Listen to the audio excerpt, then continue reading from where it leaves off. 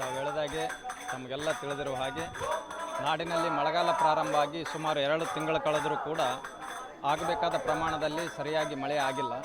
ಇದರಿಂದಾಗಿ ನಾಡಿನೆಲ್ಲೆಡೆ ಕೂಡ ಇವತ್ತು ಬರಗಾಲದ ಛಾಯೆ ಆವರಿಸಿ ನಾಡಿನ ರೈತರೆಲ್ಲರೂ ಸಂಕಷ್ಟದಲ್ಲಿದ್ದಾರೆ. ಇಂಥ ಸಂದರ್ಭದಲ್ಲಿ ನಾಡಿನ ಅನೇಕ ಧಾರ್ಮಿಕ ಕೇಂದ್ರಗಳಲ್ಲಿ, ಮಠಮಾನ್ಯಗಳಲ್ಲಿ, ದೇವಸ್ಥಾನಗಳಲ್ಲಿ ಇವತ್ತೆಲ್ಲರೂ ಕೂಡ ರೈತರೆಲ್ಲರೂ ಕೂಡ ಭಗವಂತನ ಮೊರೆ ಹೋಗಿರುವಂಥದ್ದು.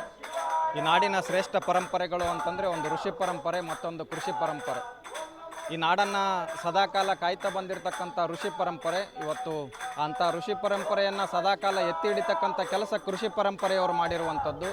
ಅಂಥ ಕೃಷಿ ಪರಂಪರೆಯವರು ಸಂಕಷ್ಟದಲ್ಲಿರುವಂಥ ಸಂದರ್ಭದಲ್ಲಿ ಋಷಿ ಪರಂಪರೆಯವರೆಲ್ಲರೂ ಸೇರಿಕೊಂಡು ಅವರ ಪೂಜಾ ಫಲ ತಪಾನುಷ್ಠಾನದ ಶಕ್ತಿಯಿಂದ ಇವತ್ತು ನಾಡಿಗೆ ಬಂದಿರತಕ್ಕಂಥ ಬರಗಾಲವನ್ನು ದೂರವಾಗಿ ಸರಿಯಾದ ಪ್ರಮಾಣದಲ್ಲಿ ಮಳೆಯಾಗಿ ರೈತರೆಲ್ಲರೂ ಕೂಡ ಸುಭಿಕ್ಷವಾಗಿ ಬದುಕನ್ನು ನಡೆಸುವಂಥ ನಿಟ್ಟಿನಲ್ಲಿ ನಾವು ಭಗವಂತನಲ್ಲಿ ಪ್ರಾರ್ಥನೆ ಮಾಡ್ತಾ ಇದ್ದೀವಿ. ಸರಿಯಾದ ಪ್ರಮಾಣದಲ್ಲಿ ಆದಷ್ಟು ಬೇಗ ಮಳೆ ಆಗಬೇಕು ಅಂತೇಳಿ ನಾವು ಇವತ್ತು ನಾಡಿನ ತುಂಬೆಲ್ಲ ರೈತರು ಪ್ರಾರ್ಥನೆ ಮಾಡ್ತಾ ಇದ್ದಾರೆ. ಆ ನಿಟ್ಟಿನಲ್ಲಿ ಕಡಿಗಿಮದ್ರಿ ಗ್ರಾಮದ ಅಂದರೆ ನಮ್ಮ ಮಠದ ಶಾಂತ ಶಿವಯೋಗೀಶ್ವರ ಸಂಸ್ಥಾನ ಮಠದಲ್ಲಿ ಈ ಭಾಗದ ಅನೇಕ ಜನ ರೈತರೆಲ್ಲರೂ ಸೇರಿಕೊಂಡು ಇವತ್ತು ಶಾಂತ ಶಿವಯೋಗೀಶ್ವರರ ಕರ್ತೃಗದ್ದಿಗೆಯಲ್ಲಿ ಪ್ರಾರ್ಥನೆಯನ್ನು ಮಾಡ್ತಿರುವಂಥದ್ದು. ಸುಮಾರು 7 ದಿನಗಳ ಕಾಲ ಇಂದಿನಿಂದ ಸಪ್ತ ಭಜನೆ ಅಂತಂದರೆ ನಿರಂತರವಾಗಿ ದಿನದ 24 ಗಂಟೆಯೂ ಕೂಡ ಮಡಿಯಲ್ಲಿ ಗದ್ದಿಗೆ ಮುಂಭಾಗದಲ್ಲಿ ನಿಂತುಕೊಂಡು ನಾಮಸ್ಮರಣೆಯನ್ನು ಮಾಡ್ತಕ್ಕಂಥ ಶಿವನಾಮ ಸ್ಮರಣೆಯನ್ನು ಮಾಡ್ತಿರುವಂಥದ್ದು.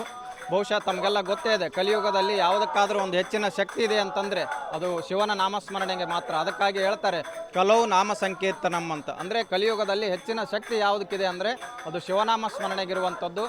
ಅಂಥ ಶಿವನಾಮ ಸ್ಮರಣೆಯನ್ನು ನಾಡಿನ ಎಲ್ಲ ಮಠಗಳಲ್ಲಿ ಮಾಡ್ತಿರುವ ಹಾಗೆ ಇವತ್ತು ನಮ್ಮ ಮಠದಲ್ಲಿಯೂ ಕೂಡ ರೈತರೆಲ್ಲರೂ ಸೇರಿಕೊಂಡು ಪ್ರಾರ್ಥನೆಯನ್ನು ಮಾಡ್ತಾ ಇದ್ದಾರೆ. ಮುಂಬರ್ತಕ್ಕಂಥ 7 ದಿನಗಳ ಒಳಗಾಗಿ ಮಳೆ ಬರ್ತದೆ ಅನ್ನುವಂಥ ವಿಶ್ವಾಸ ಇದೆ.